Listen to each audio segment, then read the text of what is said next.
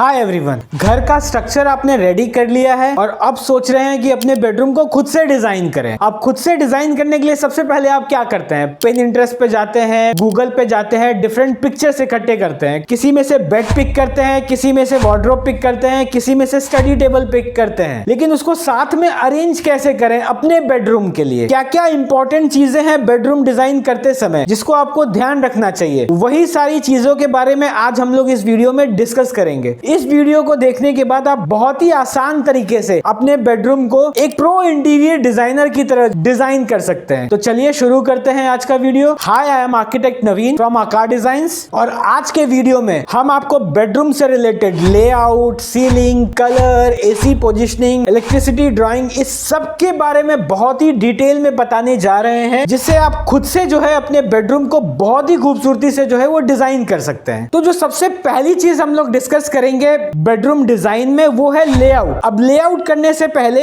भले ही आप वास्तु को मानते हो या ना मानते हो, आपको दो चीजों का ध्यान रखना है। पहली चीज कि आपका जो बेड का हेडरेस्ट होगा वो नॉर्थ में कभी भी नहीं होगा, और दूसरी चीज कि बेड के सामने मिरर हम लोग कभी भी प्लेस नहीं करेंगे। बाकी बहुत ज्यादा वास्तु के डिटेल में हम लोग इस वीडियो में जो है वो डिस्कस नहीं करने जा रहे हैं, लेकिन ये दो बातों का हम लोग को जरूर से ध्यान रखना है। तो बेडरूम का लेआउट करते समय सबसे पहली चीज जो आपको ध्यान रखनी है वो ये कि आपका बेड किसी भी हाल में दरवाजे के सामने नहीं होना चाहिए, कि किसी ने दरवाजा खोला और आपका बेड जो है वो विजिबल हो जाए। अब मैं ये समझ सकता हूं कि ये हर जगह पॉसिबल नहीं हो सकता है, लेकिन जहां भी पॉसिबल है इस रूल को जरूर अप्लाई करिए। अब दूसरी चीज जो आपको ध्यान रखनी है वो ये ध्यान रखनी है कि सारे बेडरूम के साइजेस अलग अलग होते हैं। तो अपने बेडरूम में क्या क्या फर्नीचर लगाना है और किस साइज का आपका रूम है, उस हिसाब से जो है आपको बेड का साइज डिसाइड करना है। अब बेड के साइजेस में एक आता है king size, queen size, single bed, double bed. ये कुछ स्टैंडर्ड साइजेस पहले से डिस्क्राइब होते हैं, ये आप गूगल कर सकते हैं या मैं नीचे लिंक में डाल दूंगा। उस साइज के हिसाब से ही अपने बेड को बनवाए,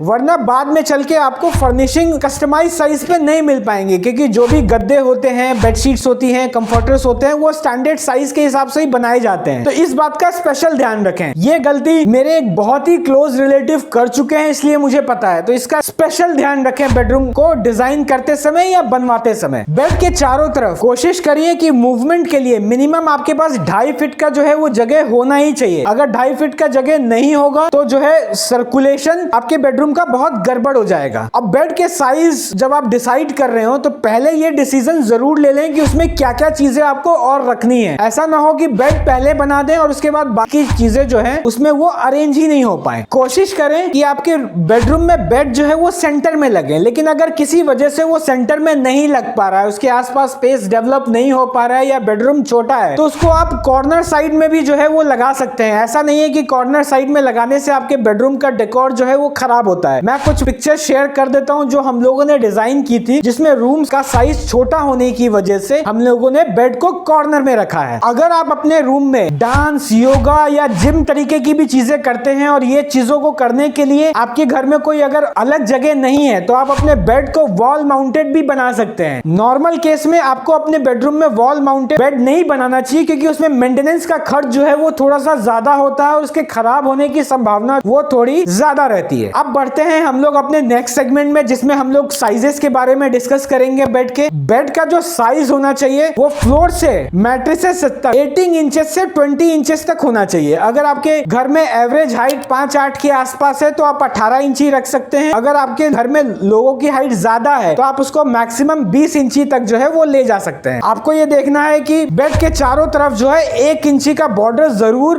प्रोवाइड करना है। इससे फायदा क्या रहेगा कि आपका जो मैट्रेस है वो स्टेबल रहेगा, वरना उसको इधर उधर खिसकने के चांसेस जो है वो बहुत ज्यादा बढ़ जाते हैं। अगर स्टोरेज की बात करें तो स्टोरेज के लिए बेड में हमारे पास 2 ऑप्शंस अवेलेबल होते हैं। एक ड्रॉर ऑप्शन। अब ये ड्रॉर ऑप्शन जो है वो डेली के यूजेस में जो सामान आते हैं, जो कपड़े आप डेली पहनते हैं, जो मैट्रेसेस आप डेली चेंज करते हैं, उसको उस ड्रॉर में स्टोर कर सकते हैं। और दूसरा स्टोरेज जो होगा वो बेड के अंदर कर सकते हैं। इसमें जो है वो आप हाइड्रोलिक सिस्टम बना सकते हैं, जिससे बिना गद्दा हटाए आप जो है अपने बेड को खोल पाइए। अब इसमें कुछ लोग क्वेश्चन करेंगे कि हाइड्रोलिक सिस्टम तो जल्दी खराब हो जाता है। तो नहीं, अगर आप अच्छी कंपनी के हाइड्रोलिक्स लगाते हैं तो उसकी लाइफ बहुत अच्छी होती है। जैसे मेरे घर में जो हाइड्रोलिक लगा है वो 8 से 10 साल से चल रहा है और अभी तक जो है उसमें कोई प्रॉब्लम वो नहीं आई हुई है। स्टोरेज के बाद बात आती है साइड टेबल्स की। तो साइड टेबल्स की जो हाइट है वो आप दो तरीके से रख सकते हैं, या तो अपने बेड हाइट पे रखिए या फिर आप अपने मैट्रेस हाइट पे रखिए। जो भी ऑप्शन आपको कंफर्टेबल महसूस होता है आप उस साइड पर अपने साइड टेबल को रख सकते हैं। अब बात करते हैं वार्डरोब की। वार्डरोब मैं सजेस्ट करूंगा कि आप फुल हाइट रखिए, मतलब सीलिंग की हाइट तक जो है अपने वार्डरोब को रखिए। इससे आपकी बेडरूम की खूबसूरती बहुत ज्यादा बढ़ती है। अब वार्डरोब किस तरीके से बनाना है, क्या फिटिंग लगाना है, उसके लिए हम लोगों ने एक डेडिकेटेड वीडियो बना रखी है, आप उसको इस वीडियो के बाद चेकआउट कर सकते हैं। फॉर द टाइम बिंग ये समझिए कि आपको वार्डरोब जो है वो फुल हाइट बनाना है। अब बात आती है स्टडी टेबल की। स्टडी टेबल की जो हाइट, अगर आप स्टडी टेबल अपने रूम में रख रहे हैं तो उसकी हाइट जो होगी वो होगी 2.5 फीट। अब हम लोगों को सभी चीजों के डायमेंशंस पता है, किस हाइट पे रखना है वो पता है, कैसे लेआउट करना है हम लोगों को ये पता है। अब इसके बाद हम लोग क्या करेंगे कि हम लोग एक ग्रिड वाला पेपर लेंगे, उस ग्रिड वाले पेपर में एक ग्रिड को 1 फीट के बराबर मार्क करेंगे और उसके हिसाब से अपना एक लेआउट प्लान बना लेंगे उस ग्रिड वाले पेपर में, जिसमें सारी चीजें जो है वो अरेंज हो जाएंगे। उसके बाद हम देखेंगे कि हमारे बेडरूम में जो है वो सर्कुलेशन का स्पेस जनरेट हो रहा है कि नहीं हो रहा है। अगर सारा सर्कुलेशन स्पेस ठीक है तो हम लोग नेक्स्ट स्टेप पे जो है वो बढ़ते हैं, वो है सीलिंग डिजाइन करना। अब एक चीज का डिजाइनिंग में हमेशा ध्यान रखिए, simplicity is the ultimate sophistication. चीजों को जितना सिंपल रखिएगा उतनी ही खूबसूरत होंगी। तो बेडरूम के सीलिंग में जो ये पुराने डिजाइन चल रहे हैं, जहाँ पे गोले लगा दिए, 4 तरीके की लाइट्स लगाइए, वो बिल्कुल मत करिए। आप सिंपल सीलिंग डिजाइन करिए जिसमें कोव्स हो, चाहे तो आप प्रोफाइल लाइट लगा सकते हैं, वार्म व्हाइट कलर की जो है लाइट्स को आप मूव करिए। बहुत ज्यादा कॉम्प्लिकेशन, बहुत ज्यादा कलर्स में मत जाइए, क्योंकि वो फैशन बहुत आउट ऑफ फैशन हो गया है। अब सीलिंग में भी आपके पास बहुत सारे ऑप्शंस अवेलेबल हैं, पीओपी, जिप्सम, पीवीसी। इसके लिए हम लोगों ने एक डिटेल वीडियो जो है वो बना रखी है। आप अपने बजट और अपने डिजाइन के हिसाब से इन सारे मटेरियल्स में से एक मटेरियल सेलेक्ट करके अपने बेडरूम में जो है उसका काम करवा सकते हैं। फॉल सीलिंग लगाने का एक फायदा और होता है, वो फायदा ये है कि जितने भी सर्विसेज के पाइप्स होंगे या बिजली की वायरिंग है वो आप अपने फॉल सीलिंग के थ्रू जो है वो छुपा सकते हैं। प्लस एक फायदा ये है कि जनरली जब हम लोग फैन लगाते हैं तो उसको बेड के ऊपर लगाते हैं, बीच में नहीं लगाते हैं रूम के। तो अब ये जो सिमेट्री खराब हुई रूम के अंदर, इसको आप अपने फॉल सीलिंग के डिजाइन से जो है वो मेंटेन कर सकते हैं। तो ये कुछ फायदे हैं बेडरूम में फॉल सीलिंग करवाने के। तो अगर आप इंटीरियर्स पे पैसे खर्च कर रहे हैं तो अपने बेडरूम में फॉल सीलिंग जरूर करवाएं। अब बढ़ते हैं हम लोग अपने अगले सेगमेंट पे, जो कि है लाइटिंग एंड इलेक्ट्रिफिकेशन। अब इलेक्ट्रिफिकेशन की बात करें तो जैसे ही आप अपने बेडरूम में एंटर करते हैं तो जो पहला स्विच बोर्ड होगा वो आपके सबसे नियरेस्ट एक्सिस पे होगा, कि जैसे ही आप बेडरूम में एंटर करते हैं आप अपने रूम का लाइट और फैन जो है वो चला सके। जो फैन के स्विचेस और जो लाइट के स्विचेस होंगे वो 2 वे स्विचेस होंगे, कि जला लेंगे हम अपने रूम में एंटर करते समय और बंद करेंगे जब हम अपने बेड पर लेट रहे हो, क्योंकि कोई नहीं चाहता है कि अपने बेड से उठकर उस लाइट को और फैन को जो है वो बंद करे। बेडरूम में जो लाइटिंग होती है वो बेसिकली 3 तरीके की होती है। एक होती है एरिया लाइटिंग, एक होती है मूड लाइटिंग और तीसरी होती है टास्क लाइटिंग। अब बेसिकली एरिया लाइटिंग का जो काम होता है वो पूरे रूम को वेल लिट करने का काम होता है। तो ये लाइटिंग जो है ये हमेशा जलेगी आपके रूम में। मूड लाइटिंग का जो काम होता है, सपोज आप रात में कोई मूवी देख रहे हैं और बहुत ज्यादा रोशनी नहीं चाहते हैं, या रात में कुछ गाने सुन रहे हैं और आप बहुत रिलैक्स होके जो है वो कम लाइटिंग में गाने सुनने चाहते हैं, तो उसके लिए होती है मूड लाइटिंग। और थर्ड जो लाइटिंग है वो है टास्क लाइटिंग। टास्क लाइटिंग का काम है कि जहां पर आपके वार्डरोब है, वार्डरोब के अंदर कुछ लाइटिंग हो, अगर स्टडी टेबल है तो स्टडी टेबल के ऊपर कुछ लाइटिंग हो, इस लाइटिंग को कहते हैं टास्क लाइटिंग। अब इस लाइटिंग को कैसे डिजाइन करते हैं इसके बारे में मैं एक इंडिपेंडेंट वीडियो बना दूंगा, लेकिन फॉर द टाइम बिंग अगर आप लाइटिंग के बारे में सोच रहे हैं तो ये 3 तरीके की लाइटिंग जो है आपको अपने रूम में करना है, और इसके स्विचेस भी अलग अलग होंगे ताकि जब भी हम चाहें किसी को भी बंद कर सके और किसी को भी चालू कर सके। 3 तरीके की लाइटिंग करने से आपको एक फायदा और होगा, जो मेरी वीडियोस को रेगुलरली फॉलो करते हैं वो जानते हैं कि किसी भी रूम का इंटीरियर इंप्रूव करने के लिए आपको लेयर्स ऑफ लाइटिंग डेवलप करनी पड़ती है। तो इससे आप 3 लेयर ऑफ लाइटिंग जो है वो रूम में बिना कुछ किए जो है वो डेवलप कर देते हैं। अब बात करते हैं कि ये स्विच पॉइंट्स जो होंगे वो किस हाइट पर होंगे। तो जो भी आपके मेन बोर्ड्स हैं, जैसे एंट्री के टाइम जो आपने बोर्ड पे स्विच पॉइंट्स लगा रखे हैं, उसकी हाइट जो है वो 36 से 42 इंची के बीच में आप रख सकते हैं। साइड टेबल पे जो आपको स्विच पॉइंट्स देने हैं वो 22 से 24 इंची पर होंगे, ताकि वो जस्ट आपके साइड टेबल के ऊपरी पार्ट में हो जाएंगे। टीवी यूनिट की बात करें तो टीवी यूनिट पे 3 तरीके के पॉइंट होंगे, एक होगा 24 इंची पर, एक होगा 30 इंची पर और एक होगा 36 इंची पे। 24 इंची का जो पॉइंट होगा वो बेसिकली आपके ड्रॉअर के अंदर होगा और उसमें केवल प्लग पॉइंट्स होंगे। 30 इंची पे जो आपका बोर्ड लगा होगा उसपे जो नीचे 24 इंची वाले जो प्लग पॉइंट है उसके स्विचेस जो है वो आपके 30 इंची वाले पर होंगे। प्लस इसमें आपको एक एडिशनल सॉकेट भी देना है जिसमें आप अपने चार्जिंग चार्जिंग पॉइंट्स जो हैं वो लगा सके। और 36 इंची पे आपको 2 प्लग पॉइंट्स देने हैं, एक में डीटीएच के कनेक्शन के लिए हो जाएगा और एक टीवी का प्लग पॉइंट के लिए हो जाएगा। और ये दोनों का कंट्रोल जो है वो 30 इंची पे जो आपका स्विच बोर्ड लगा हुआ है उस पर रहेगा। तो इस तरीके से हम लोगों ने ये समझ लिया कि हम लोग को रूम में लाइटिंग और इलेक्ट्रिफिकेशन कैसे करना है। अब बढ़ते हैं हम लोग अपने अगले सेगमेंट पर, वो है कलरिंग का सेगमेंट। अब कलरिंग के सेगमेंट में एक थंब रूल आपको फॉलो करना है 60-30-10 का। 60% एरिया जो है वो सिंगल कलर में करना है। जो 3 वॉल्स जो होंगी उस पे आपको एक लाइट कलर का सिंगल कलर करना है। वो लाइट कलर आप अपने हिसाब से जो है वो कर सकते हैं। मेरे से अगर सजेशन मांगिएगा तो Ivory, morning glory, of white, ये कलर्स अगर आप अपने 3 वॉल पे करते हैं तो ये हमेशा ही अच्छे लगेंगे। और जो चौथा वॉल है उस पे कोशिश करिए वॉल पैनलिंग करने का। अब वो चौथा वॉल आपके बेड के पीछे वाला वॉल हो सकता है, टीवी कैबिनेट का वॉल हो सकता है, कोई भी वॉल हो सकता है, वो एज पर योर चॉइस होगा। 30% जो कलर होगा वो होगा ये सिंगल वॉल का। तो 60% में हम लोगों ने 3 वॉल कवर कर लिया, 30% में हम लोगों ने अपना सिंगल वाला वॉल कवर कर लिया, और जो बाकी 10% बचा उसको हम लोग मैच करेंगे अपने फर्निशिंग से, चाहे वो फर्नीचर का कलर हो, चादर का कलर हो, कर्टन का कलर हो। तो ये जो